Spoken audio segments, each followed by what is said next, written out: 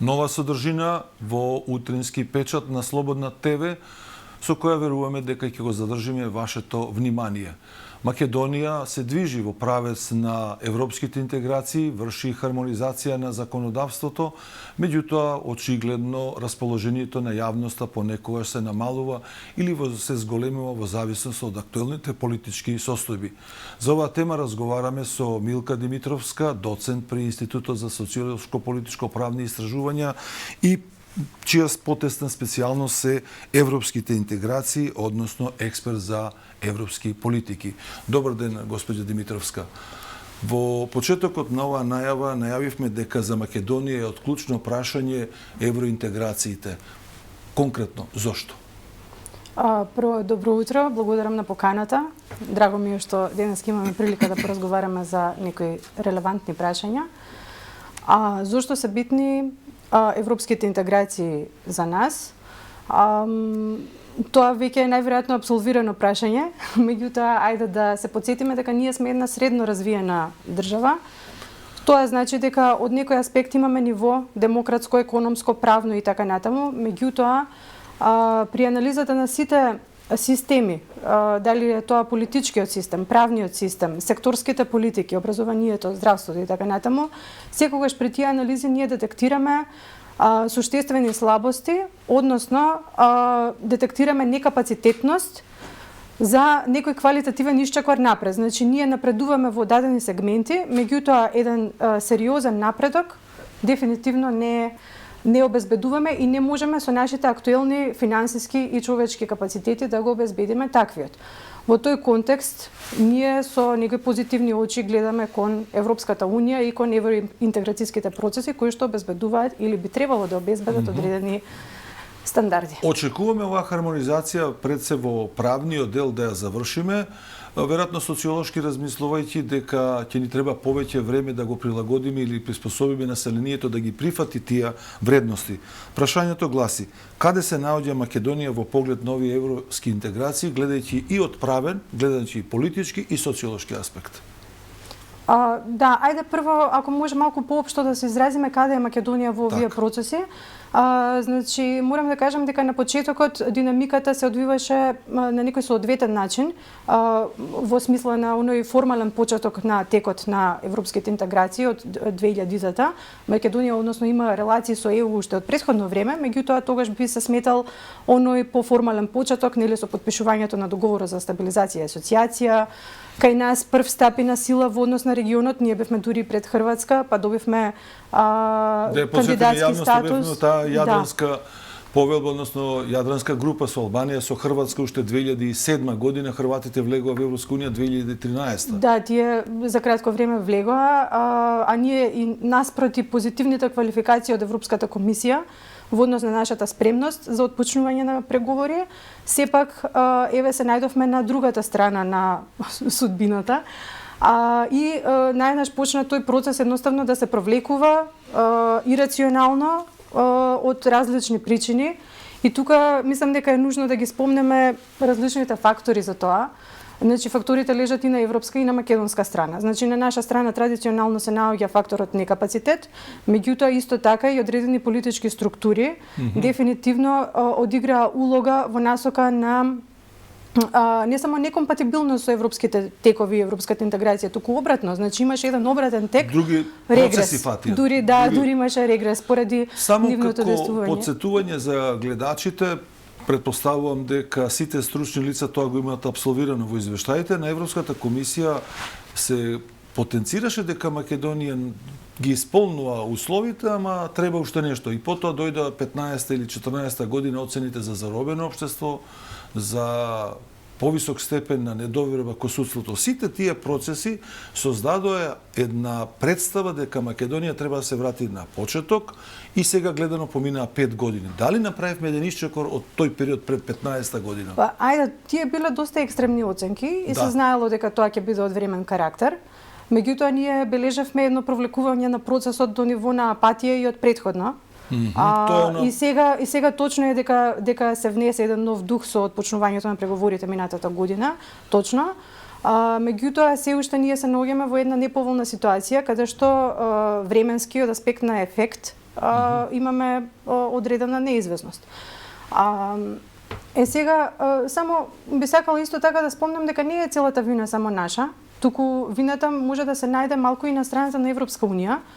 Прв е принципот на едногласност, кој што е критикуван, значи тој создава проблеми во Европската унија откако таа постои како заедница при секое проширување и е многу дискутиран во секоја сфера. И досега, значи, требаше некако тој да се ревидира.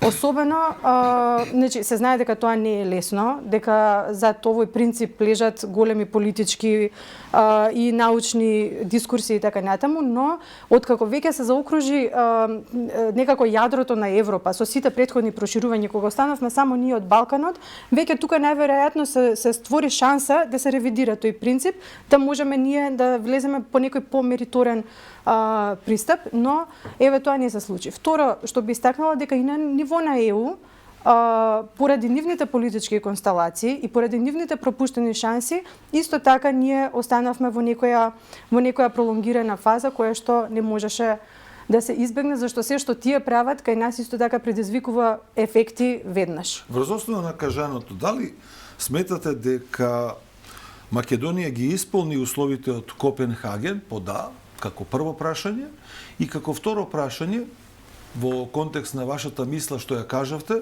дали билатералните политики што ги има земјите членки спрема политиката во Македонија влијае врз оцената да овој процес кај нас добие, така да кажеме, неприврзаници или поголем број на критичари, иако Македонија ги исполнуваше овие услови пропишани со Копенхаген. Да, значи, прво вака генерално, ние копенхагенските услови и други услови кои што се надополнувачки на тие, ние дека реалистично ќе ги исполниме, тоа нема да се случи никогаш, односно никогаш, за многу декади од сега, можеби век, така што ние нема да ги исполниме. Нашиот влез во ЕУ би се базирал на нивните геополитички интереси и тоа е јасно, значи процесот е политички. Меѓутоа, како што видовме, и други земји не ги исполнувале овие услови и претходно. А влегла и станаа членки. И, например, еве би ја зела за пример, стално се земаат Бугарија и Романија, еве не би ги зела нив, би ја зела Словенија како една доста спремна земја, која што во тој момент не била сосема спремна кога влегла, дури и денес еве се читаат научни трудови од економисти кои што тврдат дека економската транзиција во Словенија се уште нема завршено, а Словенија е на многу нивоа над нас. Така што ние реалистично во догледен период за тоа не би биле спремни, но имаме направено многу, доволно, за да се сметаме како сериозни претенденти на влезот во Унијата.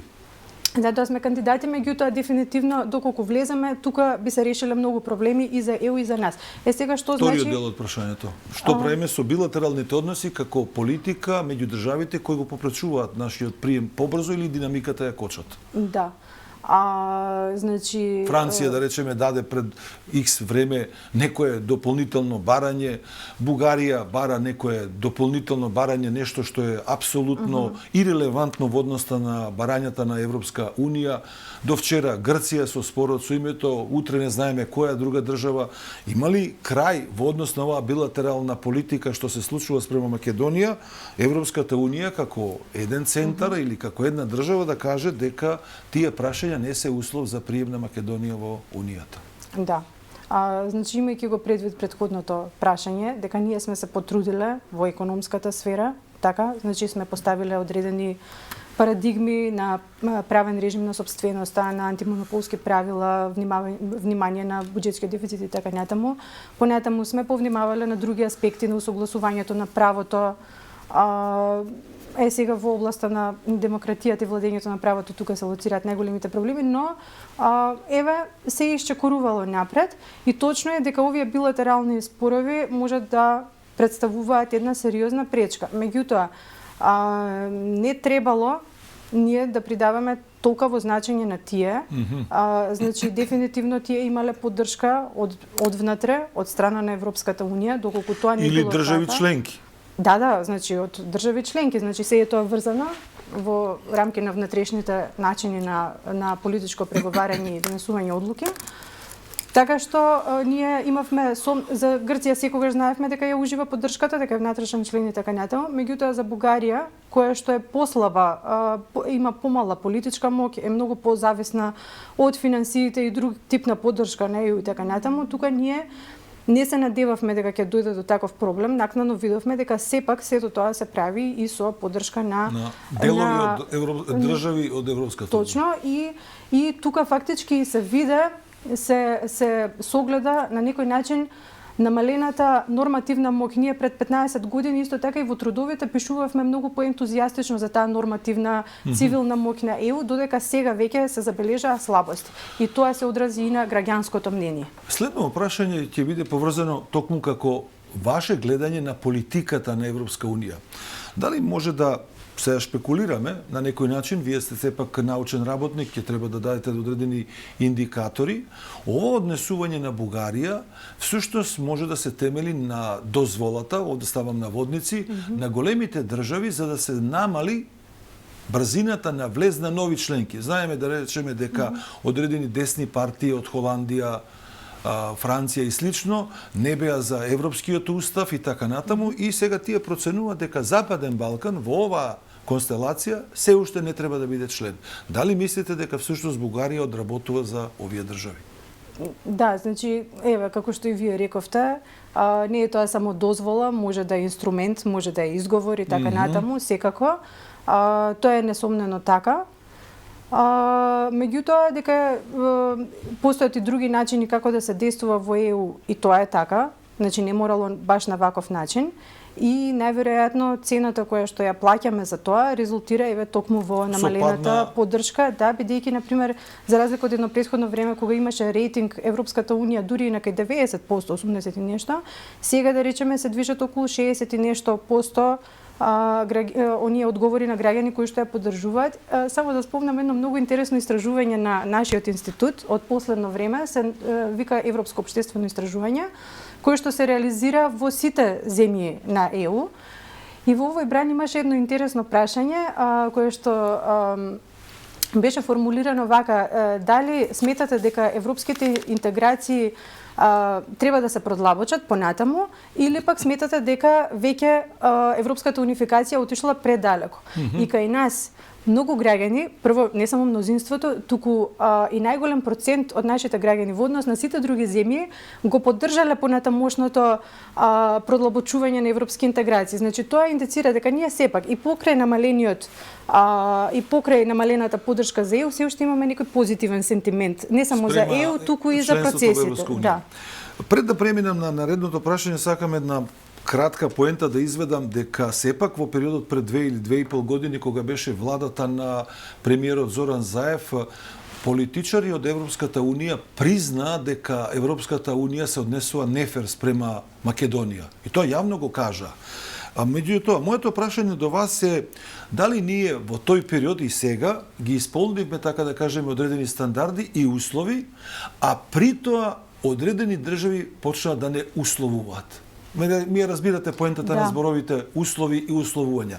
Која е точката што државата Северна Македонија во случајов не треба да ја помести во насока на својот суверенитет, на штета на својот суверенитет, независно што ќе влеземе во Европска унија кога станува збор за овие условувања?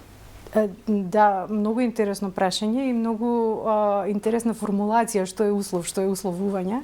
Значи, Македонија исполни многу услови, како што кажав и претходно, ние сме ограничени од аспект на нашите можности да ги исполниме сите тие услови. Еве, например, само ќе илустрирам дека во однос на прифаќањето на европското право, повеќе пати се спомнува бројката дека 40% од тоа право е усогласено со нашето. Тоа може да го оцениме како високо ниво? Според мене да, бидејќи тука не станува збор, знаете како кај нас многу често се толкува дека тоа е само препишување на правото, тоа не е така. Ние за да прифатиме одредено право, треба да видиме кои решенија ги има во нашето право и да го прилагодиме европското право на нашето, односно ние на европското право. Треба да бидат во содејство.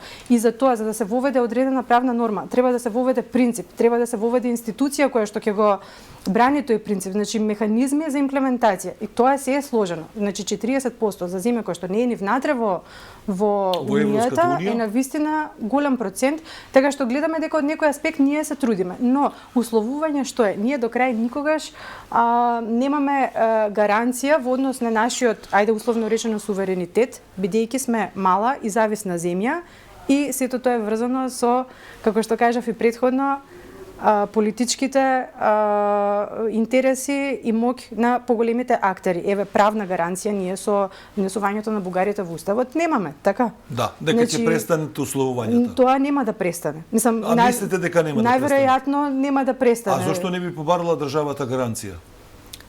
Затоа што тие што ја примаат, тие треба да ја дадат гаранцијата. Значи, ние би можеле да бараме таква гаранција. А не очекувате дека тие ќе ја дадат? Да, таква гаранција би требало да има, но еве очигледно нема да дојде до тоа. Значи, она на што можеме да се надеваме ние е дека гаранцијата е сепак тој интерес да се заокружи европскиот простор. Тоа е најмногу на што можеме да се кога се однесува за билатералните односи меѓу Македонија и Бугарија, ќе ви поставам едно друго прашање.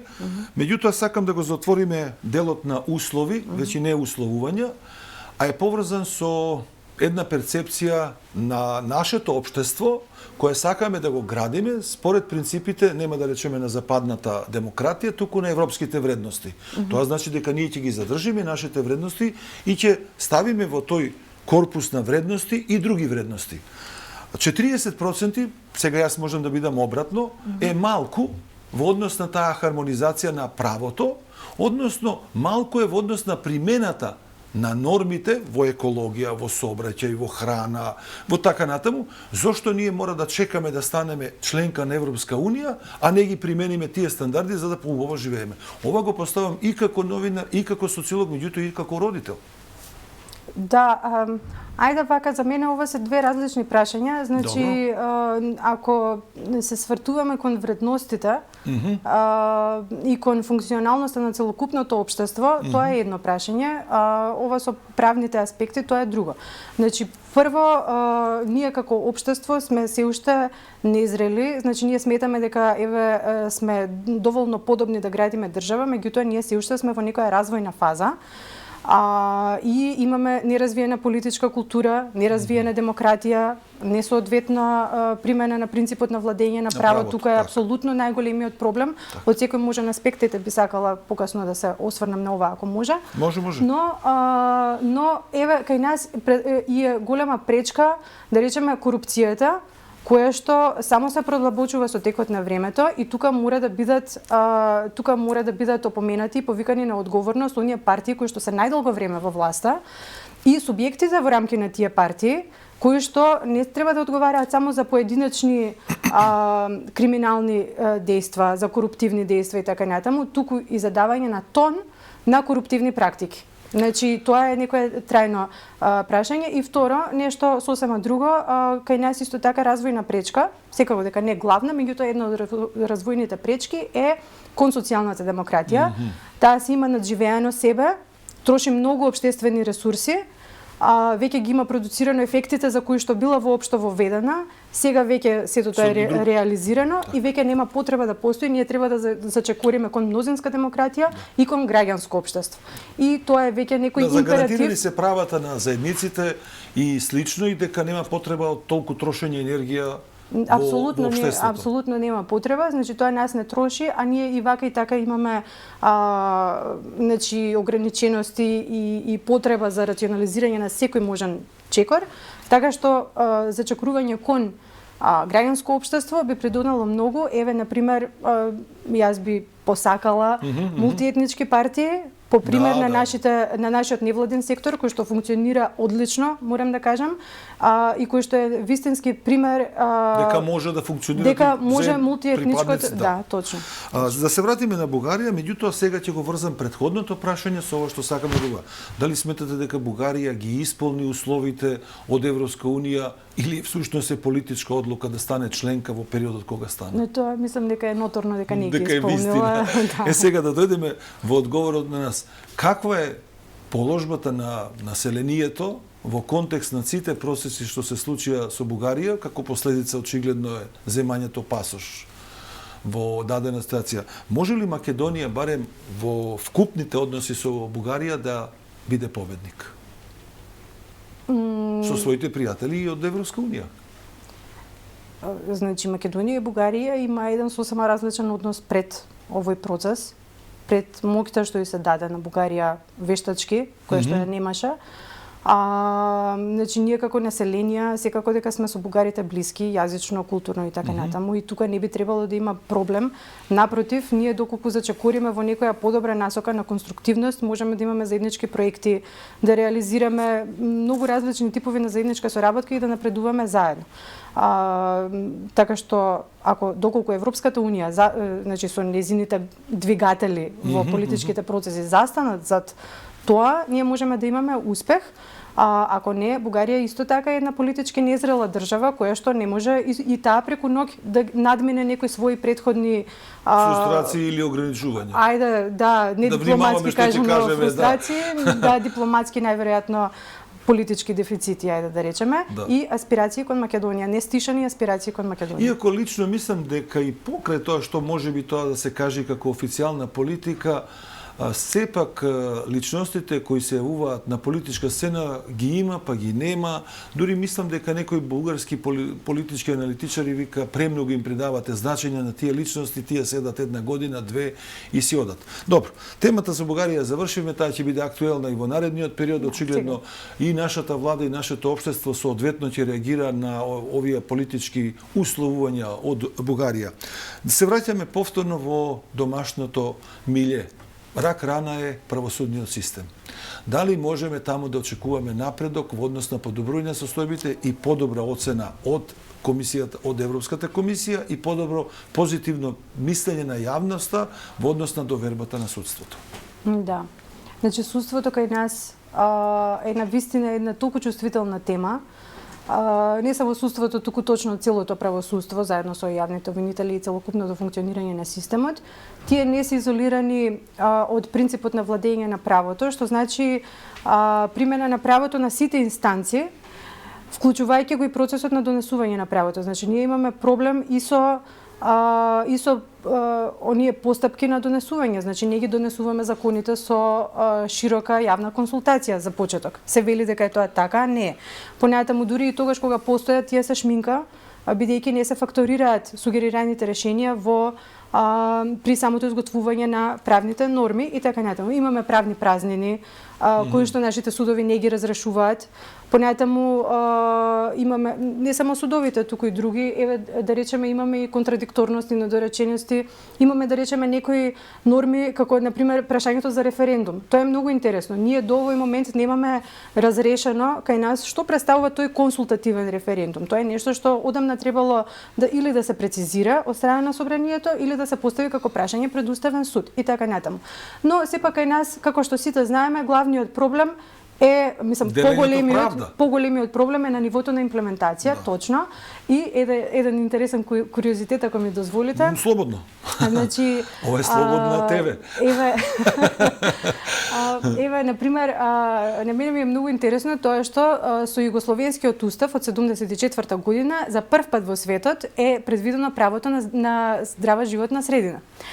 Тоа значи е една новина која што во норма ја има кај нас, еве традиционално ја имаме, каде сме ние сега во однос на заштитата на животната средина. Практично имплементацијски тоа е за нас едно горливо прашање, така. Значи имплементацијата кај нас е попроблематична и судството, значи имплементацијата на секој ниво, полиција, инспекторати и така натаму, но судството е посебно проблематично од аспект на компетентност, отчетност, одговорност и така натаму. Сакам да бидам оптимист како граѓанин, дека ќе дојде денот кога на вистина оцената за судството ќе биде висока и позитивна. За вас прашањето, кои се внатрешните елементи од функционирањето на Европската Унија што ни биле од најголемо значење за влезот во неа? Да речеме, еве судството го решивме. Ние двајца рековме, ова е 2030 година, на влезот пред Европска Унија, оцената за судството е можеби не 5 како студент, ама 6 е. И можеме да влеземе. Меѓутоа, кои се другите елементи? Значи, прашањето со судството и со сите други такви сложени системи кои што имаат импакт на се друго, значи на заштитата на приватните интереси, на функционирањето на другите две гранки на власт и слично. Тоа се процеси кои што нема да се случат до 2030. Нема декади, можеби и векови нема да се Ми случат. го растуривте сонов, ме разбудивте. Така што нашите деца најверојатно нема да ја искусат таа промена, можеби внуците. Сега, што се однесува на влезот на ЕУ, точно е дека ЕУ воспоставува одредени стандарди и ние многу учиме. Значи, дали од експертизата, дали од тие дадени вредности, еве, например, самиот факт дека ние водиме постапки пред Европскиот суд за човекови права, тоа дава тон на одредено вредносно согледување на правниот систем. Но најбитните работи кои што би се случиле при влезот се оние две главни политики, кохезивната и земјоделската, кои што се централни внатрешни политики на Европската унија, особено кохезивната, поради тоа што таа е севкупна развојна политика, се однесува на целокупниот одржлив развој и тука би дала тон на нашиот севкупен развој, економски, социјален, еколошки и така натаму. За крај од овој наш разговор кој го имам насловено како концепт едукација и информација, вие како стручно лице во областа на европските политики, како што ве најави со специализација на европските интеграции, дали мислите дека вас доволно ви го користат знаењето во напатот до Европска унија, државата, политичките партии и други надлежни институции? Да, значи тоа е едно многу битно прашање.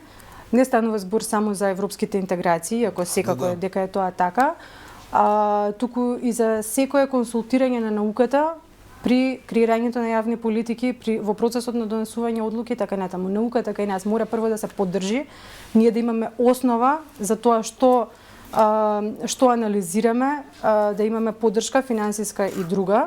И понатаму треба исто така и да се слушаме. Значи на некаков систематизиран начин треба да влеземе како стручни лица во донесувањето на одлуки. Зошто? Прво, бидејќи на нас веќе државата потрошила многу финансии, нас не образувала така, значи не спремила, ние добиваме државна плата, работиме еве на државен универзитет и слично. Второ, се обидуваме да бидеме колку што е можно пообјективни и да го штитиме граѓанскиот интерес. Значи нема друг заштитник на граѓанскиот интерес на таков начин на кој што ние го штитиме со нашата објективност. И мораме да влеземе во некое системско консултирање и претходна поддршка секако.